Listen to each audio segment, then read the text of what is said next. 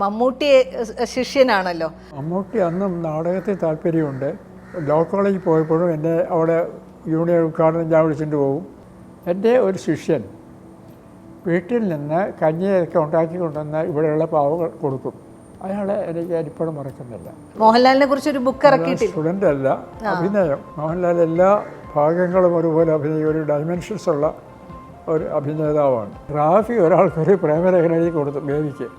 അതൊരു 8-10 പേജുണ്ട്. സിജ തോമസ് വന്ന് ബഷീറിനോട് പറഞ്ഞു. ബഷീർ വഴക്ക് പറയുന്നതാണ് ആദ്യത്തെ തിരക്കെ ഞാൻ കാണുന്നത് വിളിച്ച്. ഞാൻ ബഷീറിനെ തിരക്കി അവിടെ ചെന്ന് എന്താ ബഷീർ പോകായിരുന്നു, ഞാൻ അങ്ങ് എന്താ പോകായിരുന്നു ചോദിച്ചു. അവർ അവിടെ സാഹിത്യകാരന്മാരുടെ സമ്മേളനമല്ലേ, നമുക്കെന്ത് കാര്യം. മൂപ്പരുടെ രീതി ഒരു 12 മണി വരെ കിടന്നുറങ്ങി പകല്, പിന്നെ എഴുന്നേറ്റ് വരുന്നത്. ബ്രേക്ക്ഫാസ്റ്റ് ലാഭമായെന്നാണ് ബഷീർ പറയുന്നത്. കഴിക്കുമ്പോൾ എന്നെ ആദ്യം മാറ്റുന്നത് കോട്ടയത്തേക്കാണ്. അതൊരു മന്ത്രിയായിട്ടൊരു ഇത്തിരി അത് എൻ്റെ പ്രസംഗം ഇതായില്ല. അടിയന്തരാവസ്ഥ വന്നപ്പോൾ അതിനെതിരായിട്ട് 2 പ്രസംഗം ചെയ്തു.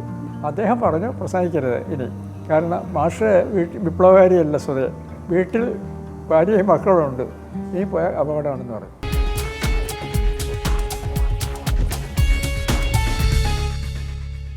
ഈ മഹാരാജാസുമായി ബന്ധപ്പെട്ട് മാഷിനുള്ള പ്രധാന ഓർമ്മകൾ എന്താ? ഒരുപാട് മാഷിനെയും പരിശീലിപ്പിച്ച പ്രധാനപ്പെട്ട ഒരു ഗുരു ഉണ്ടാവും, മാഷിന് ഒരുപാട് ശിഷ്യന്മാരും ഉണ്ടാവും. ഇതിൽ മറക്കാത്ത വ്യക്തികൾ ആരായിരിക്കും ശിഷ്യന്മാരിൽ? പിന്നെ പ്രധാനമായും മുന്നിൽ ഒരു മുകളിലോട്ട് നോക്കി മാഷ് കണ്ടിട്ടുള്ള ഒരു ഗുരു അത് ആരായിരിക്കും പഠിപ്പിച്ചതിൽ? എന്നെ സ്കൂളിലാണെങ്കിൽ സയൻസ് പഠിപ്പിച്ച കുഞ്ചരിയ മാഷുണ്ട്. അദ്ദേഹത്തെ എന്നെ വളരെ സ്വാധീനിച്ചതാണ്. ഒരിക്കലും വഴക്ക് പറയില്ല. ഒരു പ്രത്യേക തിയറി പഠിപ്പിക്കുമ്പോൾ ചോക്ക് കൊണ്ട് ബോർഡിലൊന്ന് മുട്ടും. അറ്റൻഡ് ക്ലോസ്ലി എന്ന് പറഞ്ഞാൽ പിന്നെ ഞാനത് മറക്കില്ല. അങ്ങനെയാണ് അദ്ദേഹം 1. 2, അദ്ദേഹം എടാപൊടാൻ ഞങ്ങളാരെയും വിളിച്ചിട്ടില്ല. അവിടെ എടാപൊടാന്ന് വിളിക്കുന്ന കാലമാണ്.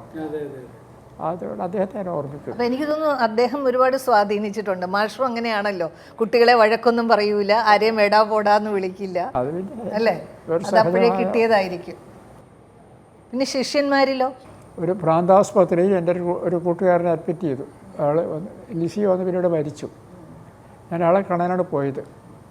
ഞാൻ അവിടെ ചെല്ലുമ്പോൾ എൻ്റെ ഒരു ശിഷ്യൻ വീട്ടിൽ നിന്ന് കഞ്ഞിയൊക്കെ ഉണ്ടാക്കി കൊണ്ടുവന്ന് ഇവിടെയുള്ള പാവകൾ കൊടുക്കും, പേഷ്യൻസിന്. അയാളെ എനിക്ക് ഇപ്പോഴും മറക്കുന്നില്ല. 2, ഒരു അസിസ്റ്റൻറ്റ് കളക്ടർ. ഞാൻ തിരുവനന്തപുരത്ത് ചെന്ന് ഇങ്ങോട്ട് വരാൻ പോയപ്പോൾ അയാൾ എന്നെ കണ്ടു. സാറ് പോകരുത്, നടന്നുകൂടെ നിൽക്കുക. അയ്യോ, ഞാൻ പറയാം വീട്ടിൽ പോയിട്ട് അത്യാവശ്യമുണ്ട്. ഇല്ല സാർ, നാളെ എൻ്റെ കല്യാണമാണ്, ഞാനിവിടുത്തെ അനാഥ വന്നിരുന്ന പെൺകുട്ടിയാണ് കല്യാണം കഴിക്കുന്നതെന്ന് പറഞ്ഞു. ഞാൻ അവിടെ താമസിച്ചു. അവിടെയൊക്കെ മനസ്സിലിങ്ങനെ ഒരു മമ്മൂട്ടി ശിഷ്യനാണല്ലോ, മഹാരാജാസിൽ വെച്ച് പഠിപ്പിച്ചു. അപ്പോൾ മഹാരാജാസിലെ കുറച്ച് അനുഭവങ്ങളും മമ്മൂട്ടിയുമായിട്ടുള്ള പരിചയവുമൊക്കെ ഒന്ന് പറയാമോ? അല്ല, മമ്മൂട്ടി അന്നും നാടകത്തിൽ താല്പര്യമുണ്ട്. ക്ലാസ്സിൽ വന്ന് അറ്റൻഡ് ചെയ്യുന്ന ഒരാളാണ്. ലോ കോളേജിൽ പോയപ്പോഴും എന്നെ അവിടെ യൂണിയൻ ഉദ്ഘാടനം ഞാൻ വിളിച്ചിട്ട് പോകും. പല കാര്യത്തിനും കൂടി അങ്ങനെ വളരെ അടുപ്പമുണ്ടായിരുന്ന ഒരു വ്യക്തിയായിരുന്നു. ആ അടുപ്പം പിൽക്കാലത്തും നിലനിൽക്കുന്നു ഇപ്പോഴും. അതുപോലെ തന്നെ എനിക്ക് തോന്നുന്നു മോഹൻലാലുമായിട്ടും ബന്ധമുണ്ട്, അല്ലേ? മോഹൻലാലിനെ കുറിച്ച് ഒരു ബുക്ക് ഇറക്കിയിട്ടില്ല. സ്റ്റുഡൻ്റ് അല്ല, അഭിനയത്തെ സംബന്ധിച്ച് മോഹൻലാൽ എല്ലാ ഭാഗങ്ങളും ഒരുപോലെ അഭിനയിക്കും. ഒരു ഡൈമെൻഷൻസ് ഉള്ള ഒരു അഭിനേതാവാണ്. അപ്പോൾ ഞാൻ യാദൃച്ഛികമായിട്ട് ഒരു നാടകം വായിച്ചു. എഴുതിയ സാർത്ര എന്ന് പറയുന്ന നോബൽ സമ്മാനം നിരസിച്ച ലോകത്തിലെ വലിയ എഴുത്തുകാരനാണ്. അതൊരു നടനെക്കുറിച്ചുള്ള കഥയാണ്. അപ്പോൾ അദ്ദേഹം പറയുന്ന അഭിനയകല ലോകത്തിലെ നല്ല കലകളിലൊന്നാണ്. അതുപോലെ എന്നെ ആകർഷിച്ചപ്പോഴാണ് ഈ മോഹൻലാലിനെ ഞാൻ ഓർത്തത്. ആദ്യം വിജയനായിട്ട് വരിക, മറ്റൊന്നൊരു കോമാളിയാവുക, ഇനി ഒന്നിൽ മന്ദബുദ്ധിയാവുക, ഇനി ഒന്നിൽ മറ്റൊന്നാവുക, മറവി ബാധിച്ചവനാവുക, ഇങ്ങനെ എല്ലാം വരുമ്പോഴും ഇയാൾ ആളുകളെ ആകർഷിക്കുന്നു. മഹാരാജാസിലെ ഓൾഡ് സ്റ്റുഡൻസ് അസോസിയേഷനിൽ മാഷ് പഠിപ്പിച്ച ഒത്തിരി കുട്ടികളുണ്ട്. അതായത് സെബാസ്റ്റ്യൻ പോള്. അപ്പോൾ ഈ കഴിഞ്ഞ ദിവസം ഇവരെല്ലാവരും കൂടിയിട്ട് CAC ജയചന്ദ്രനും ഒക്കെ കൂടിയിട്ട് ഒരു മാഷ് ക്ലാസ് എടുക്കുന്ന ഒരു സംഗതി ഉണ്ടായി. അതിൽ 80 വയസ്സ് തൊട്ട് 20 വയസ്സ് വരെ. അത് നല്ലൊരു അനുഭവമായിരുന്നിരിക്കും, അല്ലേ മാഷ്? അതൊന്നും പറയാമോ? പിന്നെ പഴയ പോലെ ശബ്ദമില്ല, ആ പ്രയാസം. അല്ല, ആ ക്ലാസ് എടുക്കുന്ന സ്റ്റില്ലൊക്കെ ഭയങ്കര രസമായിരുന്നു. പഴയ ക്ലാസ് മുറി തന്നെയാണോ പോയത്? അതെ. അതെ. മാഷിൻ്റെ ആത്മകഥയുടെ പേര് കർമ്മഗതി എന്നാണല്ലോ. ആ വാക്കിൽ തന്നെ ഒരു വലിയ ഫിലോസഫി ഉണ്ട്. ശരിക്കും ഈ കാലത്തിൻ്റെ ഗതി പോലെ നമ്മളുടെ കർമ്മങ്ങൾ കൊണ്ടുപോകുന്ന വഴിയെ നമ്മൾ പോകുന്നു എന്നുള്ളൊരു കാര്യവും അതിലുണ്ട്. എന്നാൽ പ്രപഞ്ചത്തിൻ്റെ വഴിയെ നമ്മൾ പോകുന്നു എന്നുള്ള ഒരു കർമ്മഗതിയും അതിലുണ്ട്. അപ്പോൾ ആ പദം ഉൾപ്പെടെ ആ പുസ്തകത്തിൻ്റെ തലക്കെട്ട് ഉൾപ്പെടെ അതിനകത്ത് പറയുന്ന കാര്യങ്ങളെല്ലാം ഒരുപക്ഷെ ഞാനെന്ന് അധികം പറയാതെ, അല്ലെങ്കിൽ വളരെ വ്യക്തിപരമായ കാര്യങ്ങൾ അധികം പറയാതെ, ലോകത്തെക്കുറിച്ചും കണ്ട് മനസ്സിലാക്കിയ, ഈ ജീവിതം കൊണ്ട് കണ്ട് മനസ്സിലാക്കിയ കാര്യങ്ങളൊക്കെയാണ് മാഷ അതിനകത്ത് എഴുതിയിരിക്കുന്നത്. അത് ആ ഒരു രീതി, ഈ പേരുൾപ്പെടെ മാഷിന് അങ്ങനെ തോന്നാൻ? അത് ഈ ഭാരതത്തിലും ഗ്രീസിലുമുള്ള ഫിലോസഫിയിൽ നമുക്കെങ്ങനെ എന്തോ ഒരു ഗതിയുണ്ടെന്ന് പറയുന്നുണ്ട്. ഇപ്പോൾ ആശാൻ്റെ നളിനിയിൽ സ്വന്തം കർമ്മവശരായി തിരിഞ്ഞിടുന്നു അന്തമറ്റ ബഹുജീവ കോടികൾ അന്തരാള ഗതി തന്നിൽ ഒന്നിനൊന്ന് അന്തരാവിടും അടുക്കളാണ് നാം, എവിടെയോ കാണുന്നു എവിടെയോ പിരിയും. ആ ഒരു സെൻസ് ഓഫ് മിസ്റ്ററിയിൽ നിന്നാണ് ഞാൻ കർമ്മഗതി എന്ന് പേര് കൊടുത്തത്. ഒന്ന്. രണ്ട്, സാംസ്കാരികമായി എൻ്റെ കാലത്തൊരു മാറ്റം ഉണ്ടായിട്ടുണ്ട് വീക്ഷണത്തിലൊക്കെ. ഇപ്പോൾ പുരോഗമനം, ഞങ്ങൾ പുരോഗമനം ഉണ്ടാക്കും എന്ന് വരുന്ന ഒരു ഘട്ടം കുറച്ച് കഴിഞ്ഞപ്പോൾ അതിൽ നിന്ന് വിട്ട് പതുക്കെ എക്സിസ്റ്റൻഷ്യലിസം, വിഷാദം, നിരാശ അതിലോട്ടൊക്കെ വരുന്ന ഘട്ടം, അതും വിട്ടിട്ട് പുതിയ ഒന്ന് വന്ന് ആ മാറ്റം കുറേ ഞാൻ എടുത്തിട്ടുണ്ട്. ആത്മഹത്യാ വിപ്ലവണയൊക്കെ, കുട്ടികളുടെ കലാപം, അതൊക്കെ കൂടി അതിനകത്ത് പ്രതിഫലിപ്പിച്ചാണ് ചെയ്തത്. അതൊരു കൾച്ചറൽ ഹിസ്റ്ററി കൂടിയാണ്. പിന്നെ ഞാനിങ്ങനെ വ്യത്യസ്തനാണ്. ഞാനത് മുഖവരയിൽ എഴുതുന്നുണ്ട്. റൂസോയുടെ ആത്മകഥയുടെ പേര് കൺഫെഷൻസ്, കുമ്പസാരം എന്നാണ്. അതിലത് എഴുതുന്നുണ്ട്. ഞാൻ എന്തുകൊണ്ട് ഇത് എഴുതുന്നു? എഴുതുന്നതിൻ്റെ കാരണം ഇത്രയും കാലം ജീവിച്ചാലും ഞാൻ മനസ്സിലാക്കുന്ന ഞാൻ മറ്റുള്ളവരെ പോലെ അല്ല, എന്തോ വ്യത്യാസം എനിക്കുണ്ട്. മറ്റുള്ളവരൊന്നും മെച്ചമല്ല, പക്ഷേ എന്തോ വ്യത്യാസം എനിക്കുണ്ട്. എന്താണ് ആ വ്യത്യാസം എന്ന് കണ്ടെത്താൻ വേണ്ടിയാണ് ഞാനിത് എഴുതുന്നത്. ഞാൻ ഏതാണ്ട് അതിനോട് അടുത്ത ഒരു സമീപനം അതുണ്ടായിരുന്നു. ഞാനും പലതരം പോയി. ഞാൻ നേരത്തെ സന്യാസത്തിന് പോയിട്ടുണ്ട്, അതാണ് യോഗാഭ്യാസം ചെയ്തിട്ടുണ്ട്. സന്യാസിനെ തിരിച്ച് വീട്ടിലേക്ക് വിട്ടു, ഇതിന് ചേരേണ്ട പോയിക്കോ എന്ന് പറഞ്ഞു. അതെല്ലാം നടന്നിട്ടുണ്ട്. പൊതുവെ പറയുകയാണെങ്കിൽ ഇത്രയും ജീവിത അനുഭവമുള്ള മാഷ് ആകെ ഒരു നോവലേ എഴുതിയിട്ടുള്ളൂ, കുന്തിദേവി.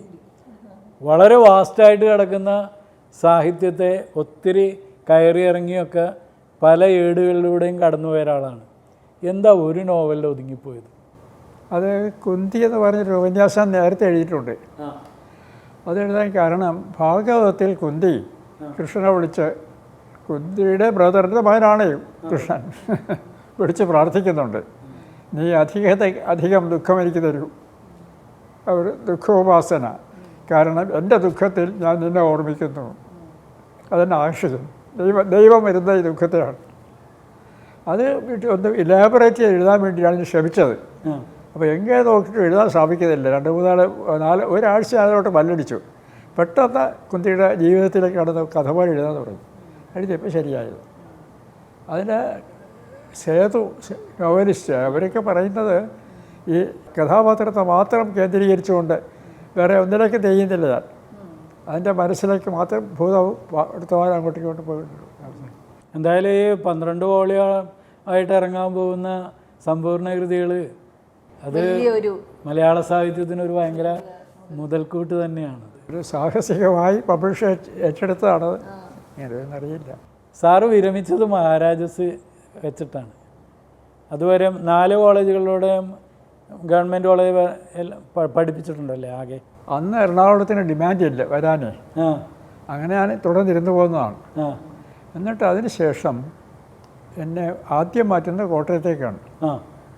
അതൊരു മന്ത്രിയായിട്ടൊരു ഇത്തിരി എൻ്റെ പ്രസംഗം ഇതായില്ല, അങ്ങനെ മാറ്റിയതാണ്.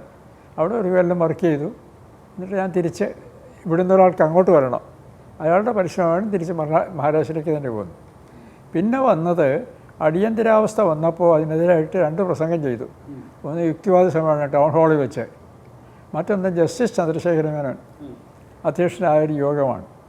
അത് നമ്മുടെ എറണാകുളം പരിസരത്ത് വെച്ചാണ്. അദ്ദേഹം പറഞ്ഞു പ്രസംഗിക്കരുത് ഇനി, കാരണം മാഷ് വിപ്ലവകാരിയല്ല സ്വതേ. 2 വീട്ടിൽ ഭാര്യയും മക്കളുണ്ട്, അവർക്ക് സ്വത്തില്ലെന്ന് എനിക്ക് നേരിട്ടറിയാം, ഇനി പോയ അപകടമാണെന്ന് പറഞ്ഞു. അത് അറിഞ്ഞപ്പോൾ എന്നെ അറസ്റ്റ് ചെയ്തില്ല എന്ന് മാത്രമേ ഉള്ളൂ. തലശ്ശേരിയിലേക്ക് സ്ഥലം മാറ്റി. ഈ ബഷീർ എറണാകുളത്ത് ഉണ്ടായിരുന്നു. ബഷീറിനെ എനിക്ക് ആദ്യം അടുപ്പം വരുന്നത് ഞാൻ സ്റ്റുഡൻ്റായിരിക്കുന്ന കാലത്താണ്. ആദ്യം സാഹിത്യപരിഷത്തിൻ്റെ വാർഷികത്തിൽ ഇവിടെ പ്രസംഗം കേൾക്കാൻ വന്നു, അറ്റൻഡ് ചെയ്യാനായിട്ട് വന്നു എറണാകുളത്ത്. വന്നപ്പോൾ ബഷീർ അതിനകത്തില്ല. കേശവദേവ് പ്രസംഗിക്കും, തകഴിയുണ്ട്, ജി ശങ്കരക്കുറുപ്പ്, അവരവരൊക്കെ ഉണ്ട്. ഞാൻ ബഷീറിനെ തിരക്കി അവിടെ ചെന്ന് എന്താ ബഷീർ പോകായിരുന്നു, ഞാൻ അങ്ങ് എന്താ പോകാമെന്ന് ചോദിച്ചു. അപ്പോൾ അവിടെ സാഹിത്യകാരന്മാരുടെ സമ്മേളനമല്ലേ, നമുക്കെന്ത് കാര്യം. അതെനിക്ക് ഇഷ്ടപ്പെട്ടു വളരെ. അപ്പോൾ കേശവദേവൻ്റെ പ്രസംഗം അന്ന് ഒരെണ്ണയാണ്, അത് വിറ്റുകൊണ്ടിരിക്കുകയാണ് മൂപ്പര് അവിടെ. അന്ന് തുടങ്ങിയ പരിചയമാണ്. പിന്നെ ഞങ്ങൾ വളരെ അടുപ്പായി. എന്നെ കൂടെ കണ്ട് ഇവിടെ കുറേ നാൾ ഇവിടെ ബുക്ക് ഷോപ്പ് നടത്തിയപ്പം എറണാകുളത്ത് തന്നെ ഉണ്ടായിരുന്നല്ലോ. അവിടെ ബോട്ട് ചെട്ടി, അവിടെ നിന്ന് പിന്നെ ബഷീർസ് ബുക്ക് സ്റ്റോൾ, ഇപ്പോഴത്തെ പ്രസ് ക്ലബില്ലേ അതിൻ്റെ ഓപ്പോസിറ്റ് സൈഡിലായിരുന്നു. ഞങ്ങളെപ്പോഴും കാണും. ബഷീർ നല്ല കുക്കാണ്. അതായത് മൂപ്പരുടെ രീതി ഒരു 12 മണി വരെ കിടന്നുറങ്ങി പകൽ, പിന്നെ എഴുന്നേറ്റ് വരുന്നത്.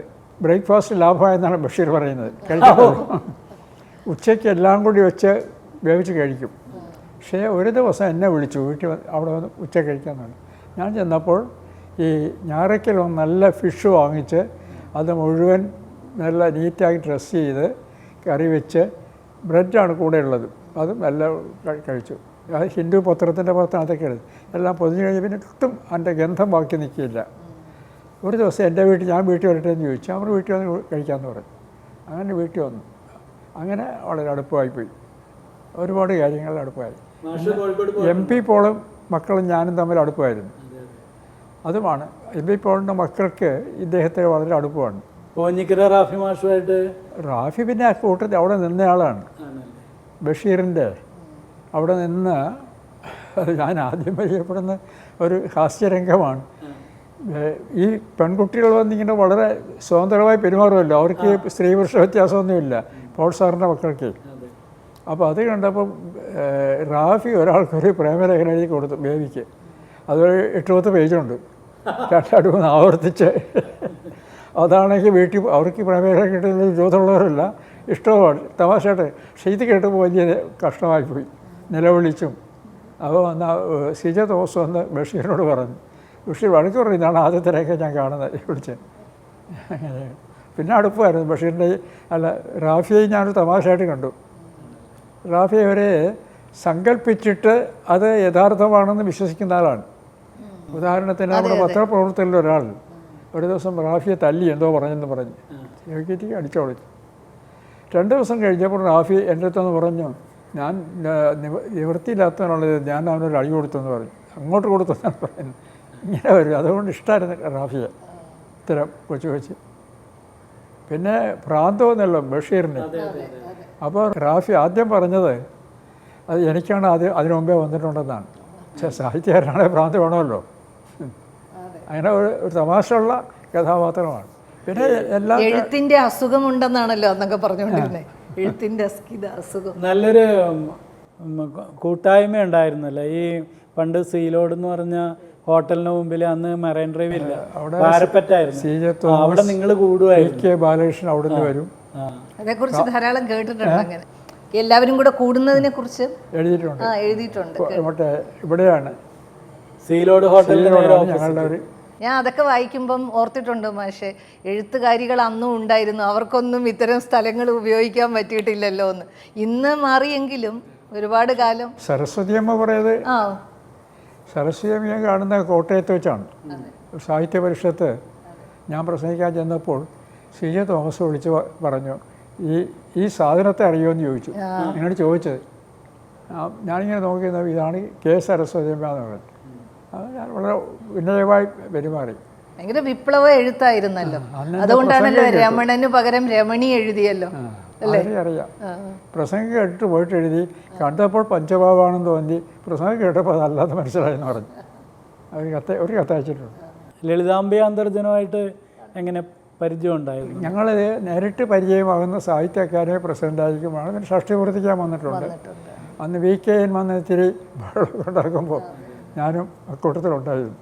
മാഷിപ്പം ഇവിടെ കൊച്ചിയിൽ 60 വർഷമായല്ലോ കൊച്ചിയിലായിട്ട്. 60 വർഷത്തിന് മേലെ 60 വർഷത്തിന് മേളിലായി. ഒരു വലിയ വ്യത്യാസം. പൊതുവേ എല്ലാവരും പറയുന്ന കൊച്ചിയിലെല്ലാവരും വരുത്തന്മാരാണ്. ഇവിടെ ഒരു പ്രത്യേകിച്ച് സംസ്കാരം ഓരോ സ്ഥലത്തിനുള്ളതുപോലെ അവകാശപ്പെടാനില്ല, ഇങ്ങനെയൊക്കെ പല വിമർശനങ്ങളും കേട്ടിട്ടുണ്ട്. പക്ഷേ ഈ 60 വർഷത്തെ ജീവിതത്തിൽ, അല്ലെങ്കിൽ നമുക്കൊക്കെ ഇപ്പോൾ ഇവിടെ ജീവിക്കുന്നവർക്ക് അറിയാം, കുറേയേറെ സാംസ്കാരിക തനിമയുള്ള കാര്യങ്ങളൊക്കെ ഇവിടെ നടക്കുന്നുണ്ട്. ഞാൻ വരുമ്പോൾ PG ആൻ്റണിയുടെ നാടകങ്ങൾ ഉണ്ടാകുമായിരുന്നു പലപ്പോഴും. പിന്നെ അന്ന് MG റോഡിൽ പിള്ളേർ തലപ്പന്ത് കളിക്കുകയാണ്. ബസ് ഒന്നും ഇല്ലായിരുന്നു. അരൂർ ചങ്ങാടത്തിലാണ് വരേണ്ടത് ബസ്സിന് ഇപ്പുറത്തേക്ക്. ആലപ്പുഴയിലാണ് ഞാൻ വരുന്നതെങ്കിൽ അങ്ങോട്ടേക്കോട്ട് പോകും. കോട്ടയത്തേക്ക് 3 കടത്തുണ്ട്. അപ്പോൾ പിന്നെ ഇവിടെ ഒരു ഗ്രാമത്തിൻ്റെ എല്ലാ സ്വഭാവവും ഉണ്ടായിരുന്നു. പിന്നെ ഒരു കലാകാരൻ ഒന്നിച്ചു കൂടും. ഇപ്പോൾ PG ആൻ്റണിയുടെ നാടകങ്ങൾ, SL പ്രസാദത്തിൻ്റെ നാടകങ്ങൾ, മറ്റു പല നാടകങ്ങൾ അഭിനയിക്കുമായിരുന്നു, കാണുമായിരുന്നു. ഞങ്ങൾക്കൊന്നും ഉണ്ടായിരുന്നു കേരള കലാപീഠം. കേരള കലാപീഠം എന്ന് പറഞ്ഞ് MK ഞങ്ങളുടെ കൂടെ ഉണ്ടായിരുന്നു. അത് CN ശ്രീകണ്ഠൻ നായർ, ദേവൻ, കരുണാകരൻ, കാനായി കുഞ്ഞിരാമൻ, നമ്മുടെ കാവാലം നാരായണ പണിക്കർ. ഞങ്ങൾ വിളിച്ചാൽ MT വാസുദേവൻ നായർ സ്വന്തം പൈസ മുടക്കി ഇവിടെ നിന്ന് പ്രസംഗിക്കുമായിരുന്നു. നമ്മുടെ മുരളിയിലെ ഭരത് മുരളി ഒരു നാടകം തർജ്ജമ ചെയ്ത് എന്നെ കാണാൻ വീട്ടിൽ വന്നു. അപ്പോൾ മുരളിക്ക് താല്പര്യമുണ്ടെന്ന് പറഞ്ഞു. എന്നാൽ നമുക്ക് വായിക്കാം. ഞാനാണ് കലാപീഠത്തിൽ കൊണ്ടുവന്ന് വായിപ്പിച്ചത്.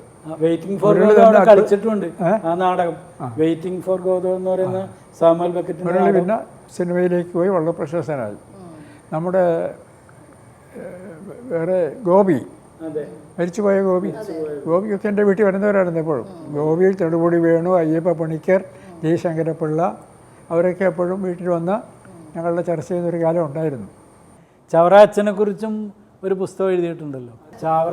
എഴുതിയിട്ടുണ്ട്. അദ്ദേഹമാണ് ആദ്യമായിട്ട് ഈ ദലിത് സമുദായത്തിൽപ്പെട്ട കുട്ടികൾക്ക് സംസ്കൃതം പഠിക്കാൻ സ്കൂൾ തുടങ്ങിയത്. പെൺപള്ളിക്കൂടം തുടങ്ങിയ അദ്ദേഹമാണ്.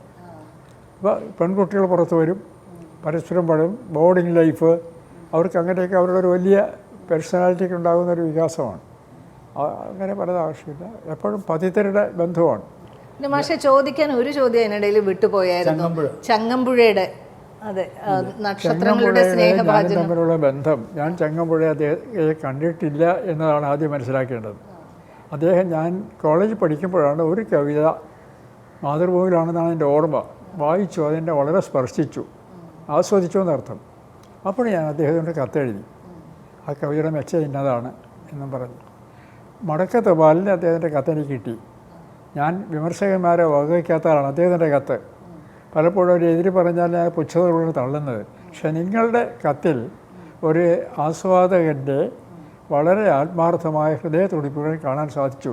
ഇങ്ങനെ നല്ലൊരു ആസ്വാദനം എന്നൊക്കെ പറയും. നല്ല ഹൃദ്യമായ കത്ത്. ഞാൻ എൻ്റെ ഇത് പോയി ഇപ്പോൾ. 1. 2, കുട്ടിക്കാലം വരെ ഞാൻ പറഞ്ഞു, എനിക്ക് ദുഃഖത്തോടൊരു ആഭിമുഖ്യമുണ്ട്. വിഷാദേൻ്റെ ചങ്ങമ്പുഴയുടെ കവിതകൾ ഭയങ്കരമായിട്ട് ഇഷ്ടമായിരുന്നു. അതെ, വളരെ ഇഷ്ടമായിരുന്നു. ഈ വിഷാദത്തോട് താല്പര്യമുള്ളത് കൊണ്ട് ചങ്ങമ്പുഴയും വൈലോപ്പള്ളിയും എനിക്ക് ഇഷ്ടമാണ്. പക്ഷേ ചങ്ങമ്പുഴയെ കൂടുതൽ ഇഷ്ടമാകുന്നതിൻ്റെ കാരണം ഈ വിഷാദമാണ്. മാഷിൻ്റെ ഏറ്റവും ആത്മസുഹൃത്ത് പോലെ നടന്നിരുന്ന സുകുമാർ അഴീക്കോടുമായിട്ടും ഒക്കെ ഭിന്നമായി. സുകുമാർ അഴീക്കോട്ട് ഭിന്നമായത് അത് അദ്ദേഹം തന്നെ ഒരിക്കലും നിഷേധിച്ചിട്ടില്ലാത്ത ഒന്നാണ്. അദ്ദേഹത്തിൻ്റെ അധികാരാസക്തിയാണ്. അതിതാണ് കാരണം. എനിക്കൊരു കത്തയച്ചു, എനിക്ക് പരിഷത്തിൻ്റെ പ്രസിഡൻ്റ് ആവണം. ഞാൻ വായിച്ചു, എന്തിനാണ് ഈ പ്രസിഡൻ്റായിട്ട്? ഒരു കാര്യമില്ലാത്തതാണ്, നിങ്ങൾ കഥയില്ലാത്ത. അപ്പോഴല്ല, ഉള്ളൂർ പ്രസിഡൻ്റ് ആയിരുന്നതല്ലേ, അതുകൊണ്ട് എനിക്കാവണം, അതുപോലെ മോഹമുണ്ടെന്ന് പറഞ്ഞു. നിങ്ങൾ തീരുമാനിച്ചുവെങ്കിൽ ഞാൻ ഒരു സുഹൃത്തിന് എല്ലാ പിന്തുണയും തരാമെന്ന് പറഞ്ഞു. അപ്പം എൻ്റെ പിന്തുണ കൊണ്ടാണ് ജയിച്ചത്. കാരണം ഞാൻ വിചാരിച്ച ആൾ വോട്ട് ചെയ്യും. എൻ്റെ 70% എൻ്റെ കയ്യിലായിരുന്നു. മെമ്പേഴ്സേ ഞാൻ പറഞ്ഞ പോലെ AD ഹരിശർമ്മ കൊല്ലം ചേർത്ത് കൊണ്ടുവന്ന് പ്രസിഡൻ്റായി. അതിനകത്തൊരു തർക്കമുണ്ടായി. പ്രസിഡൻ്റായി കഴിഞ്ഞപ്പോൾ ഇതിനകത്തിരിക്കുന്ന ചിലർക്ക് വേറെ ചില മോഹം വന്നു. ഇവിടുന്ന് നമ്മൾ പ്രതിനിധി അയച്ച സാഹിത്യ അക്കാദമി മെമ്പറുണ്ട് ഒരാൾ, സുവന പറ്റിക്കാട്, അറിയാം, നിങ്ങളറിയുമായിരിക്കും. അദ്ദേഹത്തെ പിൻവലിക്കണം നമ്മൾ അങ്ങോട്ട് അയച്ചത്. അത് ഞാൻ 2 ന്യായം പറഞ്ഞു. 1, ഒരു അയച്ചയാളിനെ പിൻവലിക്കാൻ നിയമമില്ലെന്നാണ് ഞാൻ മനസ്സിലാക്കുന്നത്, എനിക്ക് നിയമം അറിയില്ല. 2, അയാൾ ഒരു തെറ്റും നമ്മളോട് ചെയ്തിട്ടില്ല, പിൻവലിക്കുന്നത് എന്തിനാണെന്ന് ചോദിച്ചു. അപ്പോൾ സുകുമാർ അഴീക്കോടാണ് ശക്തിയായിട്ട് വാദിച്ചത്. നല്ലപോലെ വാദിച്ച് പിരിഞ്ഞു, ഇരുന്നില്ല. അടുത്ത കമ്മിറ്റി വരുന്നതിന് മുമ്പ് ഇവിടുത്തെ മന്ത്രിസഭ മാറി, CH മുഹമ്മദ് കീഴിൽ വന്നു. അപ്പോൾ കോലിക്കറ്റ് യൂണിവേഴ്സിറ്റി വരുന്നു. അവിടെ വന്നപ്പോൾ ഇവർ എന്നെ സമീപിച്ചു, ഇയാളെ പിൻവലിക്കണമെന്ന് ആവശ്യപ്പെട്ടവർ സമീപിച്ചിട്ട് എന്നോട് പറഞ്ഞു, യൂണിവേഴ്സിറ്റി വരുന്നു, മാഷ് പോലെ താല്പര്യമുണ്ടോയെന്ന് ചോദിച്ചു. ഞാൻ എനിക്ക് കിട്ടിയാൽ കൊള്ളാമെന്നുണ്ട്. ഇവിടെ ദിവസം നേരം വെളുത്ത രാത്രി വരെ എന്നെ ആളുകളിങ്ങനെ വിസിറ്റേഴ്സ് വായിക്കാനോ എഴുതാനൊന്നും പറ്റുന്നില്ല, കിട്ടിയാൽ കൊള്ളാമെന്ന് പറഞ്ഞു. അപ്പോൾ അങ്ങനെയാണെങ്കിൽ ഞങ്ങൾ ചെയ്തു തരാം, പക്ഷേ ആ പൊറ്റക്കാടിൻ്റെ ചില സ്റ്റാൻഡ് മാറ്റണമെന്ന് പറഞ്ഞു എന്നോട്. ഞാൻ മാറ്റിയില്ല എന്ന് പറഞ്ഞു. ഈ വ്യവസ്ഥയൊന്നും എൻ്റെ അടുത്ത് വേണ്ട, ഞാൻ കിട്ടിയാൽ കൊള്ളാം, മാറ്റിയില്ലെന്ന്. പക്ഷേ അഴീക്കോട് മാറ്റിയെന്ന് പറഞ്ഞു. ഞാൻ പറഞ്ഞു ഈ അഴീക്കോട് അങ്ങ് മാറ്റാൻ, അഴീക്കോട് കഴിഞ്ഞ ദിവസം എന്നെ കണ്ടപ്പോഴും അതിനുവേണ്ടി നമുക്ക് ഫൈറ്റ് ചെയ്യണമെന്ന് പറഞ്ഞല്ലോ. ഇല്ല, ഞങ്ങൾ പറഞ്ഞിട്ടുണ്ട്, ഞങ്ങൾ പ്രൊഫസർഷിപ്പ് കൊടുക്കാമെന്ന് പറഞ്ഞിട്ടുണ്ടെന്ന് പറഞ്ഞു. അത് 2 ദിവസം കഴിഞ്ഞപ്പോൾ അഴീക്കോട് വന്ന് എൻ്റെ വീട്ടിലാണ് താമസിക്കുന്നത്. താമസം അവരുടെ കൂടെ പോയി കൊച്ചിയിലൊരു സ്റ്റാർ ഹോട്ടലിൽ താമസമായി. എന്നെ അങ്ങോട്ട് വിളിച്ചു. ഞാൻ പറഞ്ഞു ഞാൻ അങ്ങോട്ട് വരുന്നത് എറണാകുളത്ത് കമ്മിറ്റി നടക്കുന്നത്, ഞാൻ അവിടെ വരേണ്ട കാര്യം എന്താണ്? അല്ല അഴീക്കോട് വരാമെന്ന് പറഞ്ഞു ഇപ്പുറത്തേക്ക്. ഞാൻ പറഞ്ഞു ഞാൻ അപ്പുറം ഇപ്പുറമൊന്നും എനിക്കില്ല, ഞാൻ എന്നെ പ്രൊഫസർ ആക്കിയാൽ വരാമെന്നേ ഞാൻ പറഞ്ഞുള്ളൂ എന്ന് പറഞ്ഞ് കമ്മിറ്റി കൂടി. ഇയാൾ അവരുടെ സ്പോക്സ്മാനായി. അവന് നാണവും മാനവും ഉണ്ടെങ്കിൽ അവനെ നമുക്ക് പോകേണ്ടതാണ്, നമുക്ക് അവന് പിടിച്ചുകൊടുക്കുന്നത്. ആരെ ഒറ്റക്കാടിന് അവർ കൂട്ടുകാരാണ്, എനിക്ക് ഒറ്റക്കാട് പരിചയമൊന്നുമില്ലായിരുന്നു, പ്രിൻസിപ്പൾ. അത് കഴിഞ്ഞപ്പോൾ എനിക്കത് വലിയൊരു ഇതായിപ്പോൾ. എൻ്റെ വീട്ടിൽ വന്ന് നമുക്ക് ഫൈറ്റ് ചെയ്യണമെന്നൊക്കെ പറഞ്ഞ ആളെ ഇത് എൻ്റെ വീട്ടിൽ വന്നെന്ന് പറഞ്ഞാൽ എൻ്റെ വീട്ടിൽ വന്ന് ഒരുപാട് ദിവസം വീട്ടിൽ വന്ന് രാത്രി താമസിക്കുകയാണ്. വീട്ടിൽ താമസിച്ച ആൾക്ക് ചൊറി പിടിച്ചു, വീപ്പിങ് എക്സീമയാണ്. അപ്പോഴൊക്കെ ഈയിടെ മുണ്ട് ഞാൻ ഒരാൾക്ക് കൊടുത്തിട്ടുണ്ട്, അമ്മയാണ് കഞ്ഞി വെച്ച് കൊടുക്കുന്നത്, എല്ലാം സഹിക്കുന്ന ഒരാൾ ഇങ്ങനെ പെരുമാറിയപ്പോൾ ഞാൻ പുറത്തിറങ്ങി. സുകുമാർ എന്നോട് ഇന്നലെ കഴിഞ്ഞ ദിവസം എന്താ പറഞ്ഞു ചോദിച്ചു. എന്നോട് പലതും പറഞ്ഞിരിക്കും. അതല്ല ഞാൻ ചോദിച്ചു, എന്നോട് എന്താ പറഞ്ഞത്? അപ്പോൾ ഞാൻ പിന്നെ ആൾ പൊയ്ക്കളഞ്ഞു. പിന്നെ ഞങ്ങൾ തമ്മിൽ ബന്ധമില്ലാതെ പിന്നെ എന്നെപ്പറ്റി തെറി പറഞ്ഞുകൊണ്ട് എഴുതിയത് എന്താണ്, ഉപസ്ഥകുഷ്ഠിനിയായ വേശ്യ. പക്ഷെ അവസാന കാലത്ത് മാത്രമല്ല, എൻ്റെ അമ്മ ഏതാണ്ട് ആസൻ്റെ മരണയായി കിടക്കുന്ന സന്ദർഭത്തിൽ ഡോക്ടർ പറഞ്ഞു ബന്ധുക്കളെ ആരെയും അറിയിച്ചു കഴിഞ്ഞു, കാര്യമില്ല. അത് ഇയാൾ അറിഞ്ഞു. ഉടനെ അവിടെ പ്രൊഫൈസ് ചാൻസലറാണ്. തിരുവനന്തപുരത്ത് ചെന്ന് ഒരാളിനെ ഇവിടെ നിയമിക്കാം, ഡയറക്ടർ ആണ്. ഇവിടെ നിയമിച്ച 60 പേരത്തോളം, അവിടെ 55 ഉള്ളൂ. കരാറായിട്ട് എന്നെ മാറ്റണമെന്നാണ് വില ആവശ്യപ്പെട്ടത്. അപ്പോൾ അദ്ദേഹം എനിക്കതിൽ പരിചയമുള്ള ആളാണ്, വളരെ മാന്യമായ ബന്ധമുണ്ട്. ഞാൻ അദ്ദേഹത്തിൻ്റെ വീട്ടിൽ ചെന്നു. അമ്മ ഇങ്ങനെ ഇടയ്ക്കാണ് സാർ, 1 മാസത്തിനകം അമ്മ പോകുമെന്നാണ് എല്ലാവരും പറയുന്നത്. അപ്പോൾ ഞാൻ പണ്ട് കണ്ട ആളല്ലേ എൻ്റെ വീട്ടിൽ വന്ന് ചായ കുടിക്കുകയൊക്കെ ചെയ്തിരുന്ന ഒരാൾ ഡയറക്ടർ. അദ്ദേഹം പറഞ്ഞില്ല, നിങ്ങളെ മാറ്റാൻ തീർച്ചപ്പെടുത്തി. ഞാൻ പറഞ്ഞു സാറേ എൻ്റെ അവസ്ഥ ഇതാണ്, എനിക്കാരുമില്ല സാറേ, എങ്ങനെയും എനിക്ക്. അവസാനം ഞാൻ വളരെ താഴ്ന്ന് പറഞ്ഞു, സാറിനോട് കരുണ കാണിക്കണം, ഞാൻ ആരോടും ഇങ്ങനെ പറഞ്ഞിട്ടില്ല എൻ്റെ പ്രാവശ്യം. അപ്പോൾ അത് അഴീക്കോടിനെ തെറി എഴുതിയപ്പോൾ നിങ്ങൾ ആലോചിക്കേണ്ടതായിരുന്നു പറഞ്ഞു. ഞാൻ ചോദിച്ചു അഴീക്കോടിനെ തെറി എഴുതുന്നു. അതെ, അയാളുടെ കത്ത് വായിച്ചപ്പോഴേ ഞാൻ മനസ്സിലായി നിങ്ങൾ ഒട്ടും സംസ്കാരമില്ലാത്തവനാണെന്ന്. സാറിന് എൻ്റെ കത്ത് കാണിച്ചതിന് തെറ്റാണ് അയാൾ. 1. 2, സാറിന് സത്യം കേൾക്കണോ? ഞാൻ കത്ത് എഴുതിയിട്ടേ ഇല്ല അയാൾക്ക്. ഞാൻ കത്ത് എഴുതിയിട്ടുണ്ടെങ്കിൽ കാണിക്കാം, അത് ഏതായാലും നിങ്ങളെ മാറ്റുമെന്ന് പറയും. അപ്പോൾ ഞാൻ പറഞ്ഞു ഇനി നമ്മുടെ ബലം നോക്കാം, ബലമെന്ന് പറയും. എന്നാൽ പോയി ബലം നോക്കുമെന്ന് പറയും. പക്ഷെ അന്ന് മാറ്റാൻ പറ്റിയില്ല അവർക്ക്. അങ്ങനെ ഒരുപാട് ഉപദ്രവങ്ങൾ ചെയ്തിട്ടുണ്ട്. എനിക്ക് ഒരു പുസ്തകം ടെക്സ്റ്റ് ബുക്ക് കാശ്, ഞാൻ ദരിദ്രനായിരുന്നു അന്നും, വലിയ ബുദ്ധിമുട്ടാണ്. ആകെ 150 രൂപ കിട്ടും, ഭാര്യ, 5 മക്കൾ, വിദ്യാഭ്യാസം. അപ്പോൾ ഒരു പുസ്തകം അവർ കരുണ തോന്നി എൻ്റെ പുസ്തകം ടെക്സ്റ്റ് ബുക്ക് ആക്കിയതാണ് എനിക്ക് കാശ് കിട്ടാൻ വേണ്ടി. അപ്പോൾ കാര്യൂർ നീലകണ്ഠപ്പോൾ എനിക്ക് കത്തെഴുതി, അത് ഞാൻ ഇയാളെ കാണിച്ചു കൊടുത്തു. ഞങ്ങൾ പരമാവധി റോയൽറ്റി തരാം എന്നൊക്കെ പറഞ്ഞ് സാധനം ഞങ്ങൾക്ക് കൊടുക്കാമെന്ന് പറഞ്ഞപ്പോൾ അയാൾ എന്തിനാണ് സാധനം അവർക്ക് കൊടുക്കുന്നത്? എനിക്ക് നവകേരള കോഓപ്പറേറ്റീവ് സൊസൈറ്റി ഉണ്ട്, മുഴുവൻ ഞാൻ തന്നുകളയാന്ന് പറഞ്ഞ് അതെടുത്തുകൊണ്ട് പോയി. അതിനിടയിലാണ് ഈ സംഭവം ഉണ്ടാകുന്നത്. ഇനി അവനൊന്ന് വാങ്ങിക്കുന്ന നാട്ടിൽ നിന്ന് ഒരാളോട് പറഞ്ഞു, NP മുഹമ്മദിനോടാണ് പറഞ്ഞത്. NP മുഹമ്മദ് പറയും ഇങ്ങനെ പറഞ്ഞു, കിട്ടിയില്ല, ആയിക്കോട്ടെ. ഇങ്ങനെയൊക്കെ ഒരുപാട് കൊച്ചു ഉപദ്രവം ചെയ്തുകൊണ്ടിരുന്നു നിരന്തരം. പിന്നെ വരുന്നത് ഞാൻ അക്കാദമി പ്രസിഡൻ്റ് ആയിരിക്കുമ്പോൾ അദ്ദേഹത്തിന് ഫെലോഷിപ്പ് വേണമെന്നൊരാഗ്രഹം ഉണ്ടായി. അക്കാര്യം പ്രസിഡൻ്റ് ആവണമെന്ന് പുള്ളിക്ക് ആഗ്രഹം ഉണ്ടായിരുന്നു, പക്ഷെ അത് ഗവൺമെൻറ് കൊടുക്കില്ല. അപ്പോൾ അങ്ങനെ ഇരുന്നപ്പോഴേക്കും കമ്മിറ്റിയിൽ വന്നു.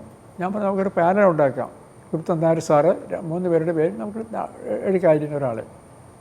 അപ്പോഴവർക്ക് തോന്നി ഞാൻ ചിലപ്പോൾ എതിർക്കുമെന്ന്. ഞാൻ എതിർക്കുകയാണെങ്കിൽ കുഴപ്പമാണ്. അടുത്ത അവസ്ഥയ്ക്ക് വെച്ചു. അപ്പോൾ ടി.കെ. രാമകൃഷ്ണനാണ് cultural minister. അദ്ദേഹം എനിക്ക് എന്നെ വിളിച്ചു, മാഷെ എനിക്കൊന്ന്, ഞാൻ നാളെ എറണാകുളം ഗസ്റ്റ് ഹൗസിലുണ്ട്, മാഷ വീട്ടിൽ വരട്ടെ എന്ന് ചോദിച്ചു. ഞാൻ പറഞ്ഞു എന്താണ്, എനിക്ക് കാണേണ്ട ഒരു കാര്യമുണ്ട്. ഞാൻ പറഞ്ഞു എൻ്റെ വീട്ടിൽ വരണ്ട, കാറ് അയക്കേണ്ട, ഞാനൊരു ഓട്ടോറിക്ഷ വന്നോളാം. ഞാൻ ഓട്ടോറിക്ഷ പിടിച്ച് അവിടെ ചെന്നു. ഞാൻ പറഞ്ഞു നമ്മുടെ അഴീക്കോട് മാസ്റ്റർക്ക് ഒരു താല്പര്യമുണ്ട്. എന്താണ് താല്പര്യം? ഫെലോഷിപ്പ്. മിനിസ്റ്റർക്ക് താല്പര്യമുണ്ടോ? ഉണ്ട്. എന്നാൽ അവൻ്റെ കൊടുത്തേക്കാം, അതെന്നെ പറയാം. അടുത്തതിൽ ചെന്ന് ഞാൻ തന്നെ അത് അവതരിപ്പിച്ചു, ഫെലോഷിപ്പ് കൊടുത്തു. എല്ലാവർക്കും നിർബന്ധം ഞാൻ തന്നെ വിളിച്ചു പറയണമെന്ന്. ഇത് ഈ പുസ്തകഘോഷി എഴുതിയ ആളിനോടെ ഞാൻ അയാളെ വിളിച്ചു. ഞാൻ പറഞ്ഞു സുകുമാറെ, ഞാനൊക്കെ പഴയ പോലെ തന്നെ വിളിച്ചു. ഞാൻ സുകുമാറെന്നാണ് വിളിക്കുന്നത്. ഞങ്ങൾ സുകുമാരനെ ശിക്ഷിക്കാൻ തീരുമാനിച്ചു, ഒരു ഫെലോഷിപ്പ് തന്ന്. അപ്പോൾ ഭയങ്കര ചിരി. അതുകൊണ്ട് നാളെ വന്ന് ആ ശിക്ഷ സ്വീകരിക്കണം, ഞാനായിരിക്കും തരിക എന്ന് പറഞ്ഞു. അപ്പോൾ കാക്കനാടൻ എൻ്റെ അടുത്തിരിപ്പുണ്ട്. കാക്കനാടൻ പറഞ്ഞാൽ സ്വർണ്ണം എനിക്ക് തന്നേക്ക് 3 പവൻ സ്വർണ്ണമുണ്ട്. അപ്പോൾ അവിവാഹിതന് സ്വർണ്ണം ആവശ്യമുള്ളത് കാക്കനാടന് കൊടുത്തേക്ക്. അപ്പോഴും ചിരിച്ചേ, സ്വർണ്ണം അവിടെ കൊടുക്കില്ല. അങ്ങനെ വാങ്ങിക്കാൻ വന്നു. ഞാൻ തന്നെ ഇത് പുതച്ചു, പൊന്നാട് പുതച്ച് ഇയാളെ പറ്റി നല്ലൊരു പ്രസംഗവും ചെയ്തു. അയാൾ തിരിച്ചെഴുന്നേറ്റ് നിന്നിട്ട് എന്നെപ്പറ്റി പറയാത്ത പ്രശംസ ഒന്നുമില്ല, ഇത്ര ധീരമായും സത്യസന്ധമായും അഗാധമായും സ്നേഹിക്കുന്ന ഒരു സുഹൃത്ത് ലോകത്തിലില്ല. പിന്നെ ഇടയ്ക്ക് പറയണം, ഞങ്ങൾ പിന്നെ എങ്ങനെ പിണങ്ങിയെന്ന് ഞാൻ അത്ഭുതപ്പെടുന്നു. അവിടെ ഇരിക്കുന്നവരെല്ലാം ചിരിച്ചു പോയി. ആവശ്യം വരുമ്പോഴൊക്കെ എൻ്റെ അടുത്ത് വന്നിട്ടുണ്ട്. അടിയന്തരാവസ്ഥക്കാലത്ത് ഈ പ്രശ്നം അറിയാമോ? അടിയന്തരാവസ്ഥക്കാലത്ത് SFI കുട്ടികളതിന് പ്രതിഷേധമായി കണ്ണൂർ വെച്ചാണ് യുവജനോത്സവം. അപ്പോൾ വന്നിരിക്കുന്ന കരുണാകരൻ, 2 PJ ജോസഫ് വിദ്യാഭ്യാസ മന്ത്രിയാണ്. അപ്പോൾ ഇയാൾ വൈസ് ചാൻസലറായിട്ട് കൊച്ചിൻ യൂണിവേഴ്സിറ്റി പാനലിലുണ്ട്. അവിടെ വന്നപ്പോൾ ഈ പിള്ളേർ വന്ന് പ്രതിഷേധിച്ചപ്പോൾ ഭയങ്കരമായി അടിയായിരുന്നു. അടിയന്തരാവസ്ഥക്കാരല്ലേ, പിള്ളേരെയൊക്കെ അടിച്ച് തയ്യാറിച്ച് കൊടുത്തേക്കും പ്രസംഗിക്കാൻ എഴുന്നേറ്റ് ഇവിടെ രാമലക്ഷ്മണന്മാർ, ആരെ, കരുണാകരൻ, PJ ജോസഫ് ഒരു വിശുദ്ധമായ യാഗം നടത്തി രാജ്യത്തെ എത്തിയ സന്ദർഭത്തിൽ രാക്ഷസ പരീക്ഷയെ പേരൊക്കെ ചൂണ്ടി ഇതുപോലെ അടിച്ച് അസ്ത്രമായി ഓടിച്ച് നന്നായി എന്നപ്പോൾ അവരെ അപേക്ഷിച്ചൊരു പ്രസംഗം ചെയ്തു. അതൊക്കെ ചെയ്യുന്നവരാണ്. എന്നിട്ട് പറഞ്ഞു അടിയന്തരാവസ്ഥ മനുഷ്യർക്കെല്ലാം ഗുണം ചെയ്യുന്ന ഒന്നാണ്, ഇതാണെന്നൊക്കെ പറഞ്ഞ് അതിനെപ്പറ്റി പ്രശംസിച്ചു. സാഗരഗർജനം, എന്ത് ഗർജനം. അതുകൊണ്ടാണ് പിണങ്ങിയാൽ ഞങ്ങൾ അത്രയേ ഉള്ളൂ. കാര്യം എനിക്കതിൽ കുഴപ്പമൊന്നുമില്ല. എന്തായാലും കുറേ നേരം സംസാരിച്ചു ഞങ്ങൾ. മാഷിനും ഇത്രയും നേരം മാഷ് ഇരുന്ന് ഞങ്ങളോട് സംസാരിച്ചു, കുറേ കാര്യങ്ങൾ പറഞ്ഞു. അറിഞ്ഞൂടാത്തതും അറിയുന്നത് കൂടുതൽ വിശദീകരിച്ച് പറഞ്ഞു. അപ്പോൾ സഭ TV-ക്ക് വേണ്ടി, സെൻട്രൽ ഹാളിന് വേണ്ടിയിട്ട് മാഷ് വന്നത് ഞങ്ങൾക്കെല്ലാം വലിയ സന്തോഷം. ഞങ്ങൾക്ക് ഒരുപാട് കാര്യങ്ങൾ ഞങ്ങൾക്ക് മനസ്സിലായി. തീർച്ചയായും കേട്ടിരിക്കുന്ന നിങ്ങൾക്ക് എല്ലാവർക്കും മാഷിനെക്കുറിച്ച് അറിയാവുന്നതിൽ കൂടുതൽ വിശദീകരണങ്ങളും കിട്ടിക്കാണും. പുതിയതായിട്ട് പല കാര്യങ്ങളും അറിഞ്ഞു കാണും. സഭ TV-യുടെ സെൻട്രൽ ഹാൾ പരിപാടിയിലേക്ക് മാഷ് വന്നതിന് ഞങ്ങൾ പ്രത്യേകം നന്ദി പറയുന്നു. ഇത് കണ്ടുകൊണ്ടിരുന്ന എല്ലാവർക്കും എൻ്റെയും ജോർജിൻ്റെയും നമസ്കാരം.